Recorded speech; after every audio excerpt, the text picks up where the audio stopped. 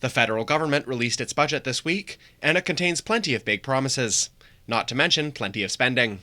Most notably, the Liberals announced a $30 billion plan to create a national childcare system that would see childcare costs for parents reduced to $10 a day in 5 years.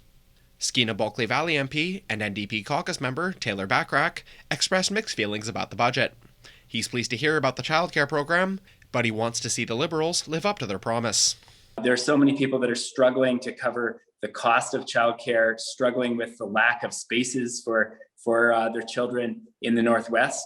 And hopefully we can see this really expedited. So this is something it's good to see, but in the past we've seen the Liberals break their promises on big things. So we're going to be holding them to account and making sure that this promise becomes a reality.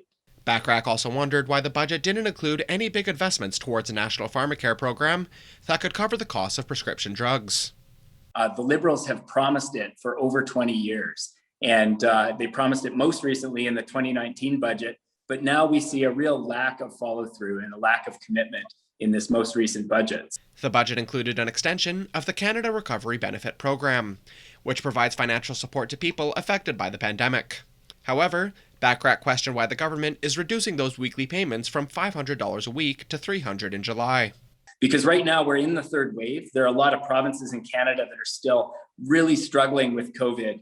And, we're not sure that we're going to be out of the woods by July. And those programs are still going to be needed.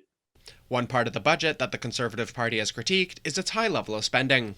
It lists a deficit of over $354 billion for the past fiscal year and over $154 billion for the current one. Bachrach says a wealth tax could help pay for it.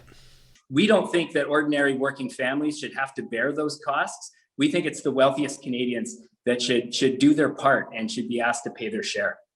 On funding for the Northwest, Bachrach praised the addition of $1 billion to expand internet access in rural areas, as well as $650 million earmarked to protect wild Pacific salmon. The NDP is expected to support the budget in order to avoid an election. For CFTK-TV News, I'm Joshua Azizi.